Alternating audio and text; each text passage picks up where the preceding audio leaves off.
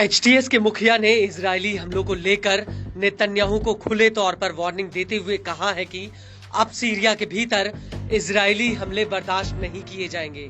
Jolani ने एक पत्रकार के सवाल का जवाब देते हुए कहा कि हिजबुल्लाह और ईरान की वजह से इजरायली सेना सीरिया के भीतर हमले कर रही थी, लेकिन अब वो दोनों ही सीरिया से जा चुके हैं। ऐसे में इजराइल के पास सीरिया पर हमला करने की कोई वजह नहीं बचती। लेकिन इसके बावजूद इजराइल लगातार सीरिया में अलग अलग जगहों पर हमले कर रहा है।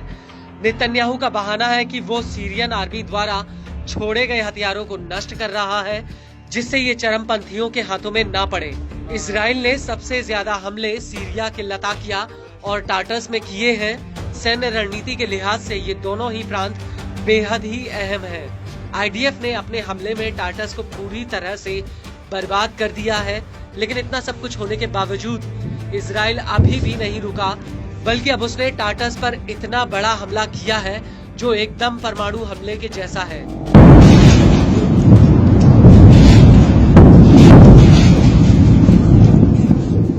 लेबनानी न्यूज एजेंसी अल मायादीन का कहना है कि टाटस हमले में कई लोग मारे गए और कई घायल हुए हैं। हालांकि अभी तक इनका स्पष्ट आंकड़ा सामने नहीं आया है। अल मायादीन के मुताबिक ये हमला किसी भयानक भूकंप के बराबर था। जैसे ही इजराइल के बम टाटस पर गिरे, वैसे ही वहां पर जापान के हिरोशिमा में गिरे परमाणु बम की तरह धरती हिलने लगी और आसमान में एक बहुत बड़ा आग का सुर्ख लाल गोला बन गया। नजारा ऐसा था कि मानो टाटस में अचानक जलजला आ गया हो।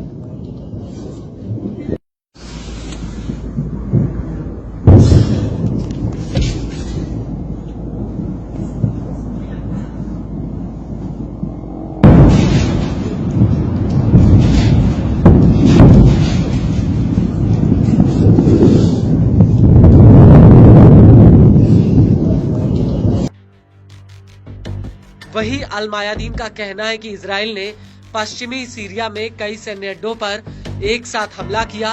Syrian observatory for human rights का कहना है कि इजरायली जेट्स ने एयर डिफेंस और जमीन से जमीन पर वार करने वाली मिसाइलों के सैन्य बेसों पर हमला किया और ये हमला तकरीबन रिक्टर स्केल पर 3.0 की तीव्रता वाले भूकंप के बराबर था। अल मायादीन को शोधकर्ता रिचर्ड कारोडोरी ने बताया कि इस धमाके का संकेत सामान्य भूकंप के मुकाबले 2 गुना तेजी से फैला, जिसे मैग्नोमीटर स्टेशन के जरिए पश्चिमी तुर्की के इस्निक में 820 किलोमीटर की दूरी तक पहचाना गया। लेकिन इस हमले से पहले इजरायली जेट्स ने सीरिया के देर इज़्ज़ार प्रांत के अल बुकामाल सैन्य अड्डे पर भी हमला किया था और इन हमलों के दौरान इजराइल की पैदल सेना क्वीनेत्रा में और आगे बढ़ गई। मीडिया रिपोर्ट्स के मुताबिक इजरायली सेना दमिश्क से लेबनान को जोड़ने वाले हाईवे से महज 15 किलोमीटर की दूरी पर खड़ी है।